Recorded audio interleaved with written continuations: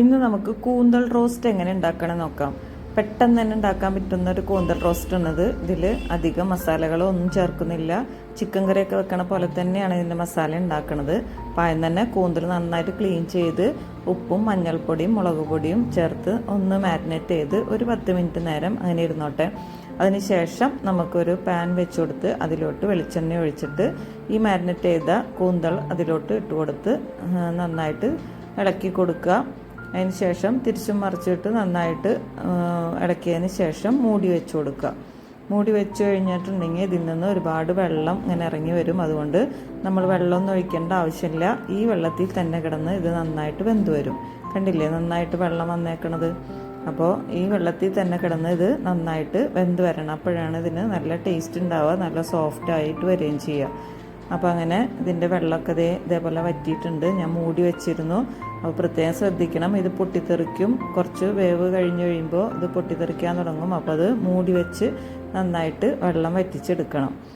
അതിനുശേഷം ഈ പാനിലോട്ട് തന്നെ കുറച്ച് ഓയിലും കൂടി ഒഴിച്ചിട്ട് ഞാൻ 2 സബോളയും പച്ചമുളകും ഇട്ടിട്ട് വഴറ്റി കൊടുത്തിട്ടുണ്ട്. പിന്നെ ആവശ്യത്തിനുള്ള ഉപ്പും കൂടി ഇട്ട് നന്നായിട്ട് ഇളക്കിയതിന് ശേഷം ഒന്ന് വാടി വന്നപ്പോൾ ഇഞ്ചിയും വെളുത്തുള്ളിയും പേസ്റ്റല്ല ചതച്ചെടുത്തത് അതിലോട്ട് ചേർത്ത് കൊടുത്തിട്ടുണ്ട്.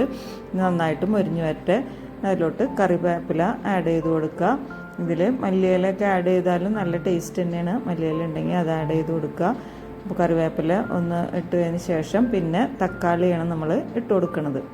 തക്കാളി നന്നായിട്ട് വെന്ത് വരണമല്ലോ. അപ്പോൾ അതിന് ശേഷം 1/4 ടീസ്പൂൺ മഞ്ഞൾപ്പൊടി, 1 ടീസ്പൂൺ മല്ലിപ്പൊടി, 1 ടീസ്പൂൺ മുളക് പൊടി, 1/2 ടീസ്പൂൺ ഗരം മസാല എന്നിവയിട്ട് നന്നായിട്ട് ഇളക്കി കൊടുക്കുക. ഈ മസാല മണമൊക്കെ നന്നായിട്ട് മാറി കിട്ടണം. അപ്പോൾ ഇതിൻ്റെ മസാല മണം മാറുമ്പോഴാണ് ഈ കറിക്ക് നല്ല ടേസ്റ്റ് വരിക. കൂന്തലിട്ടതിന് ശേഷം പിന്നെ അധികം നേരം നമ്മളിത് വെക്കില്ല.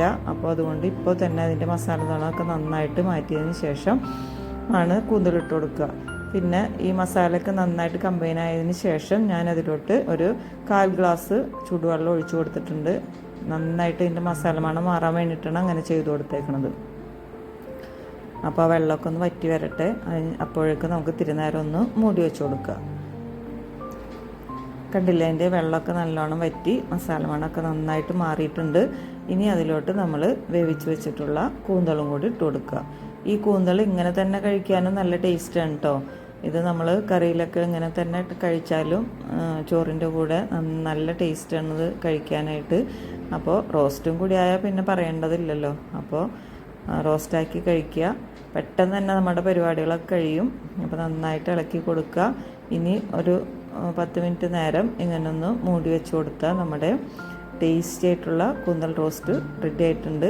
ഞാൻ കുറച്ച് ദിവസങ്ങളായിട്ടുണ്ട് വീഡിയോ ഇട്ടിട്ട്. അപ്പോൾ അതുകൊണ്ട് എല്ലാവരും സപ്പോർട്ട് ചെയ്യണം, ഷെയർ ചെയ്യണം, ലൈക്ക് ചെയ്യണം, സബ്സ്ക്രൈബ് ചെയ്യണം. അപ്പോൾ കണ്ടില്ല, നമ്മുടെ കൂന്തൽ റോസ്റ്റിൽ നെയ്യൊക്കെ നന്നായിട്ട് തെളിഞ്ഞ്, നെയ്യല്ല വെളിച്ചെണ്ണയൊക്കെ നന്നായിട്ട് തെളിഞ്ഞ് വന്നിട്ടുണ്ട്. നല്ല ടേസ്റ്റുള്ളൊരു കൂന്തൽ റോസ്റ്റാണ്. എല്ലാവരും ഇത് ട്രൈ ചെയ്ത് നോക്കണം. പെട്ടെന്ന് ഉണ്ടാക്കാൻ പറ്റുന്നതാണ്. അടുത്ത പുതിയ വീഡിയോ ആയിട്ട് വരുന്നവരെ താങ്ക് യു.